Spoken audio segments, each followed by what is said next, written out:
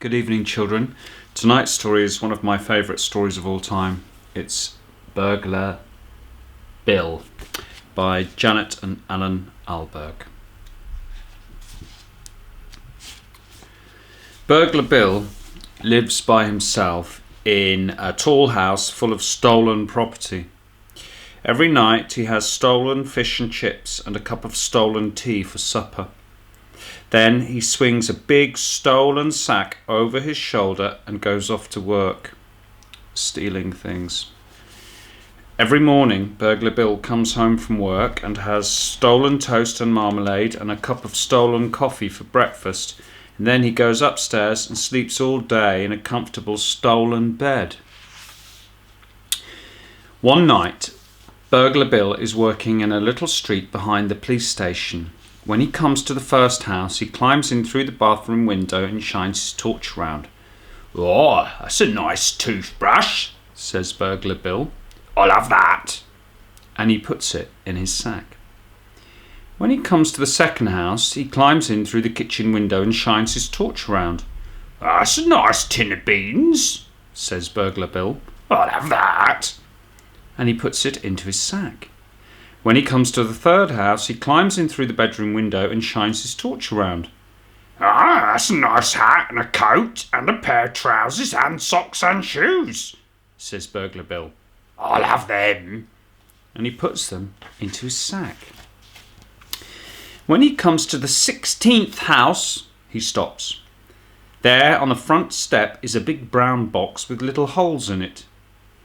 "That's a nice big brown box with little holes in it," says Burglar Bill. "I'll have that." In the distance, the town hall clock strikes 5. "Ah, time to stop work," says Burglar Bill. He swings the sack over his shoulder, picks up the box and goes home to have breakfast. After breakfast, Burglar Bill plays with his cat by the fire. Suddenly he hears a noise. "Sounds like a police car," says Burglar Bill. But the noise is coming from the big brown box, and it is getting louder. "Sounds like 2 police cars," says Burglar Bill. He creeps up to the box and raises the lid. "Blow me down," he says. "It ain't no police car. It's a baby." Burglar Bill puts the baby on the table.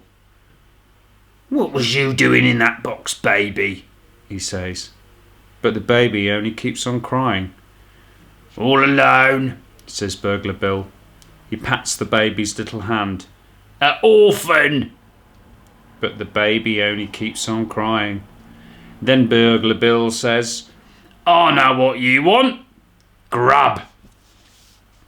Burglar Bill gives an apple to the baby, but still the baby cries. He gives a slice of toast and marmalade to the baby, but still the baby cries.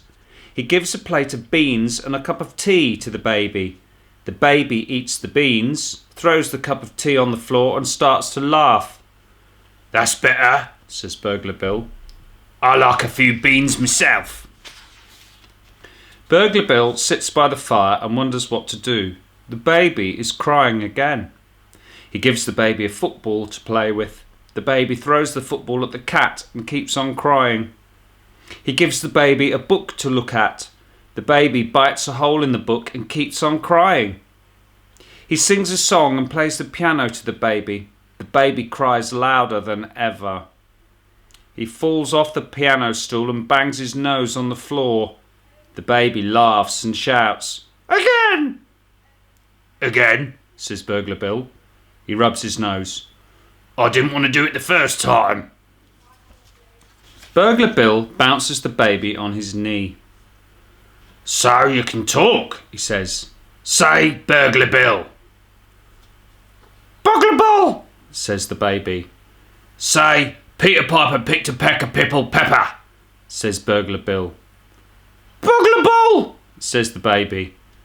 Suddenly, Burglar Bill feels his knee getting wet and smells a smell. "Pooh," he says. "I know what you want." "Pooh," says the baby. Burglar Bill changes the baby's nappy. He doesn't have another one, so he uses an old bath towel instead. Say, for he's a jolly good fellow for changing me nappy, says Burglar Bill. Burglar Bill plays with the baby and shows it round the house. He feeds it again, changes its nappy again, washes its clothes and hangs them out on a line in the kitchen. When night comes, he takes the baby for a walk in the park. Say, run for it if you see anybody, says Burglar Bill. Run for it, the baby says. At 12 o'clock, Burglar Bill comes home, puts the baby to bed and goes to bed himself. Soon he is snoring softly and dreaming of his childhood days. Suddenly he wakes up. Downstairs there is a noise. It's a noise that Burglar Bill has heard before, the noise of someone opening a window and climbing carefully in. Blow me down, says Burglar Bill. I'm being burgled. Burglar Bill creeps to the top of the stairs. Down below a torch is shining and a voice says, That's a nice umbrella. I'll have that. Burglar Bill creeps down the stairs. The voice says, That's a nice tin of beans. I'll have that. Burglar Bill creeps along the hall and into the kitchen. The voice says, That's a nice date and walnut cake with buttercream filling and icing on the top. I'll have that. Burglar Bill puts on the light. There, with a black mask over her eyes and her hand in the bread bin, stands a lady. Who are you? says Burglar Bill. I'm Burglar Betty, says the lady. Who are you? Burglar Bill puts on his own mask. Oh, says Burglar Betty. I know you. It's Burglar Bill. I seen your picture in the Police Gazette. Then she says, Look here, I'm ever so sorry breaking in like this. If I'd have known... Don't mention it, says Burglar Bill. He holds out his hand. Pleased to meet you. Likewise, I'm sure, Burglar Betty says. Burglar Bill makes a jug of cocoa and opens a packet of ginger biscuits. The two burglars sit round the kitchen table. You married, Bill? says Burglar Betty. Nah, says Burglar Bill. The right woman never came along. He offers the biscuits to Burglar Betty. She takes one and dips it in her cocoa. Only I just wondered, she says, seeing these baby things. Oh, I've got a baby, says Burglar Bill. Found it on a doorstep in a box. In a box, says Burglar Betty. That's right, says Burglar Bill. A big brown box with little holes in it. A big brown box with little holes in it, says Burglar Betty. That's right, says Burglar Bill. Well, blow me down, says Burglar Betty. That baby's mine. The two burglars hurry upstairs to the baby's room. That's him, says Burglar Betty. She swings the baby in the air. You see, he's got this little birthmark on his leg, and these are his own little clothes as well, what his grandma knit him.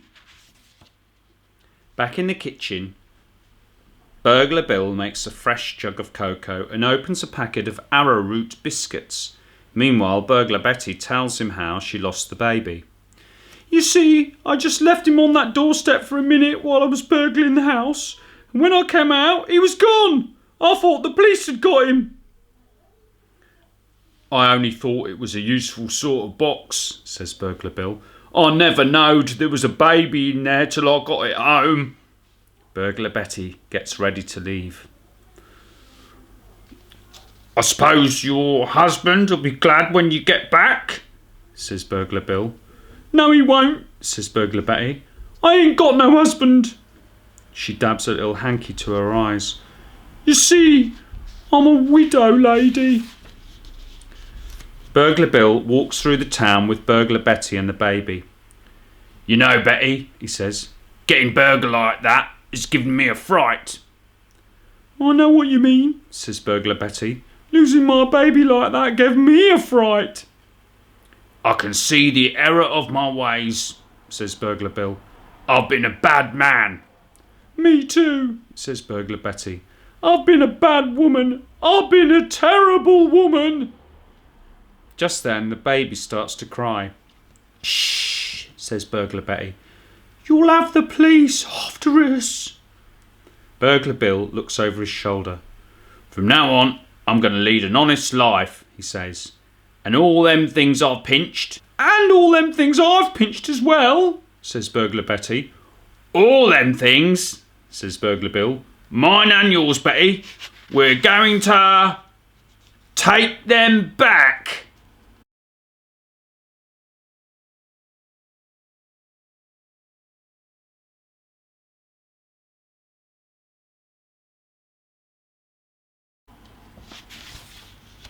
So, Burglar Bill stops being a burglar and after a time starts working as a bread man in the local bakery. Burglar Betty stops being a burglar as well.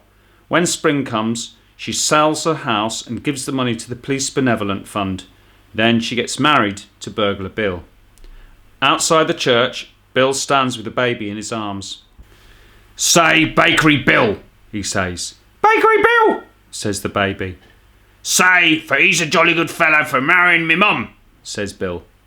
"Say, for she's a jolly good fellow for marrying him," Betty says. In the distance, the town hall clock strikes 4. Bill, Betty and the baby leave the church, walk down the little street behind the police station and go home to have their tea. And that's the end of that wonderful story. God bless. Say your prayers. I'll see you tomorrow.